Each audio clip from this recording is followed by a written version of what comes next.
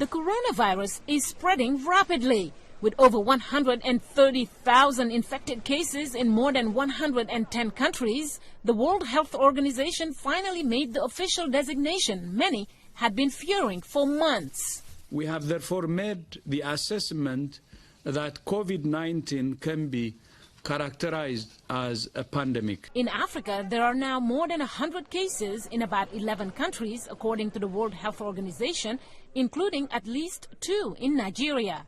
Health officials there are intensifying efforts to prevent more infections. They have what it takes in terms of human resources, in terms of equipment. You see that we have. Nigeria is one of only 3 African countries capable of testing for the coronavirus in real time. Part of Nigeria's readiness also includes upgrading testing labs, screenings, and public awareness campaigns. At the points of entry, we have mounted a lot of activities.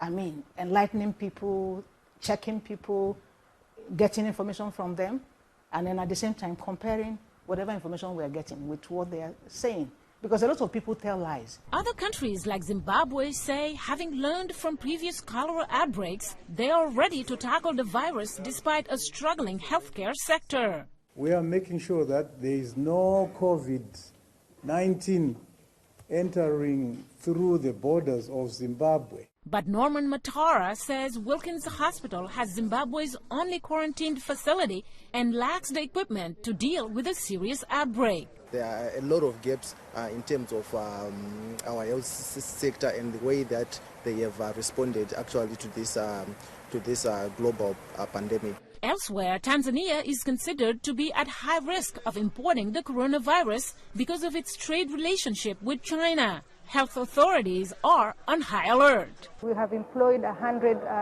more staff in the port of entries, and we have built their capacity to be able to detect the cases. Tanzania's health ministry says they have 140 thermal scanners set up in all ports of entry. Firstly,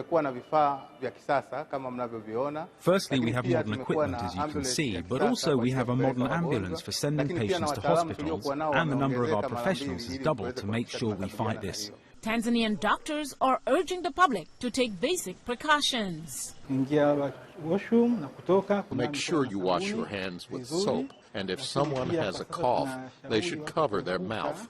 And because of the virus's potential for infecting a large number of people, experts say countries should consider social distancing. I think even countries where it still isn't a full-blown crisis might have to consider enforced social distancing. So in Liberia, we tried to quarantine and it didn't work out, but we enforced a curfew. We shut down schools. Government shut down except for essential workers. That, he said, helped slow down the transmission rates. Mariama Diallo, VOA News.